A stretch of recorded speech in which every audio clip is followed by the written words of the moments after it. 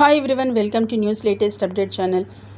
ఆంధ్రప్రదేశ్ మరియు తెలంగాణ ఈ రెండు తెలుగు రాష్ట్రాలకి సంబంధించిన లేటెస్ట్ అప్డేట్స్తో పాటు ఇక కేంద్రానికి సంబంధించిన లేటెస్ట్ అప్డేట్స్ మన ఛానల్ అయితే ప్రసారం అవబోతుంటాయి ఫ్రెండ్స్. కాబట్టి ఎవరైతే లేటెస్ట్ అప్డేట్స్ పొందాలనుకుంటే వెంటనే ఛానల్ని సబ్స్క్రైబ్ చేసుకుని రెగ్యులర్గా వాచ్ చేస్తూ ఉండండి.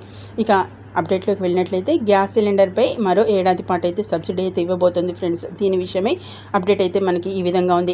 ఎన్నికల వేళ పేద మధ్యతరగతి వర్గాలకు ఊరట కలిగించేలా కేంద్రం అయితే నిర్ణయం అనేది తీసుకుంది.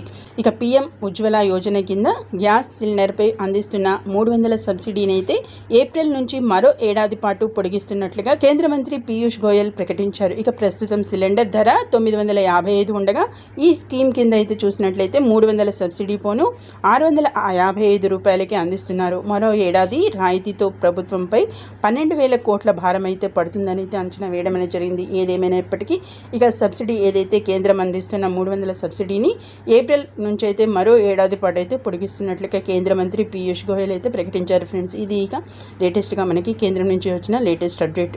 మరిన్ని ఇలాంటి లేటెస్ట్ అప్డేట్స్ మీ మొబైల్లో నోటిఫికేషన్ ద్వారా పొందాలంటే వెంటనే ఛానల్ని సబ్స్క్రైబ్ చేసుకుని రెగ్యులర్గా వాచ్ చేస్తూ ఉండండి. అంతేకాకుండా దీన్ని తప్పకుండా లైక్ చేసి సపోర్ట్ చేయండి. Okay, thank you for watching.